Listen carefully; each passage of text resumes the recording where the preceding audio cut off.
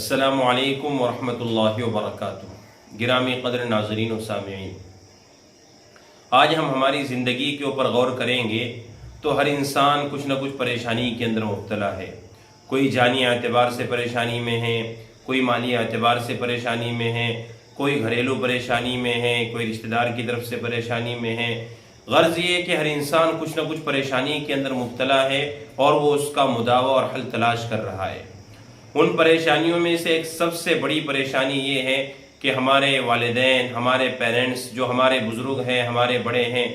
وہ یہ کہہ رہے ہیں کہ ہمارے بچوں کے رشتے نہیں ہو پا رہے ہیں، ہماری بچیوں کے لیے مناسب رشتے نہیں مل رہے، ہمارے بچوں کے لیے مناسب لڑکیاں نہیں مل رہی ہیں۔ وہ اس کے لیے تعویذوں کے چکر کاٹ رہے ہیں، باباؤں کے پاس جا رہے ہیں، کہہ رہے ہیں کہ بھئی ہمیں کوئی وظیفہ بتلا دیجئے، کوئی دعا بتلا دیجئے، کوئی عمل بتلا دیجئے کہ جس عمل کی وجہ سے ہمارے بچوں کا، ہماری بچیوں کا رشتہ طے ہو جائے اور ہماری بچیوں کی شادیاں ہو جائے۔ لیکن کبھی ہم نے غور کیا کہ ان سب کے پیچھے آخر کیا ریزن ہے اور کیا وجہ ہے کہ ہمارے بچیاں یا بچوں کے ہمارے رشتے نہیں ہو پاتے ہیں؟ جب ہمارے گھروں پر، یعنی لڑکی والوں کے گھروں پر جب لڑکے والے رشتے کی نسبت اور رشتے کی مناسبت سے آتے ہیں تو لڑکی والے بنیادی طور پر ان سے چند سوالات کرتے ہیں۔ سب سے پہلا سوال یہ ہے کہ ذاتی گھر ہو، پرائیویٹ گھر ہو۔ دوسرا سوال یہ ہے کہ پرائیویٹ گاڑی ہو، پرائیویٹ سواری ہو۔ تیسرا سوال یہ کرتے ہیں کہ سیلری اچھی ہو۔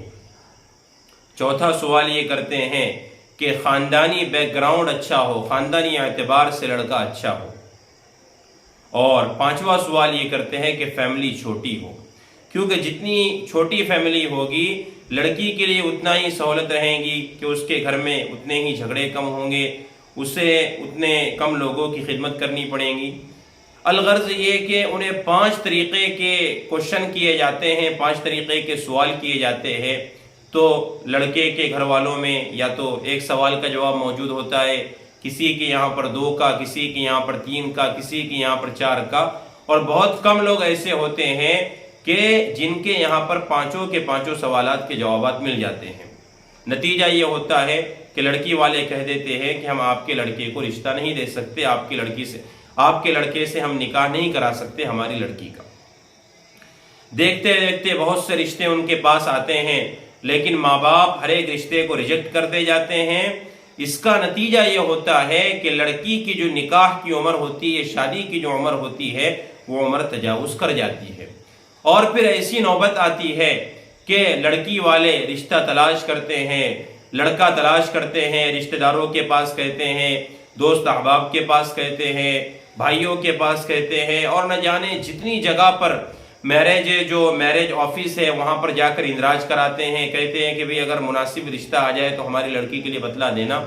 لیکن کوئی مناسب رشتہ نہیں آتا۔ پھر کوئی ایک ایسا رشتہ آ جاتا ہے کہ لڑکے والوں کو لڑکی پسند نہیں ہوتی، لیکن کچھ مجبوری کی وجہ سے زبردستی لڑکی کا نکاح اس لڑکے سے کر دیا جاتا ہے۔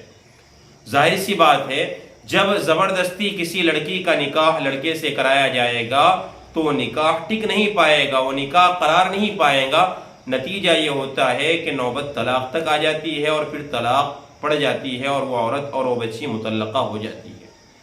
ان سب کے اندر بنیادی طور پر اگر ہم دیکھیں گے تو یہ قصور والدین کا ہے،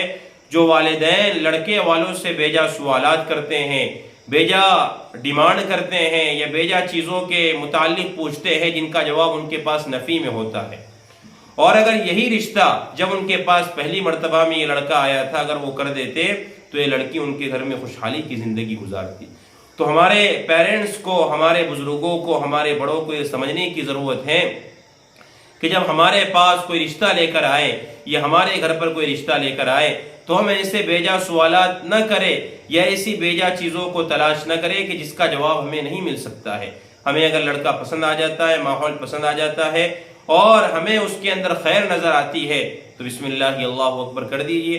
اور اگر ہمیں نہیں پسند آتا ہے تو بیجا سوالات نہ کیجئے، بلکہ کہیں اور جگہ پر مناسب رشتہ جتنے جلدی ہو سکے اتنے جلدی کیجئے، تاکہ پھر ایسی نوبت نہ آ جائے کہ لڑکی کا ایسی جگہ پر نکاح کیا جا رہا ہے کہ آخر نوبت طلاق تک پہنچ رہی ہے۔ اللہ رب العزت سے دعا ہے کہ اللہ رب العزت ہمیں صحیح سمجھ عطا فرمائے۔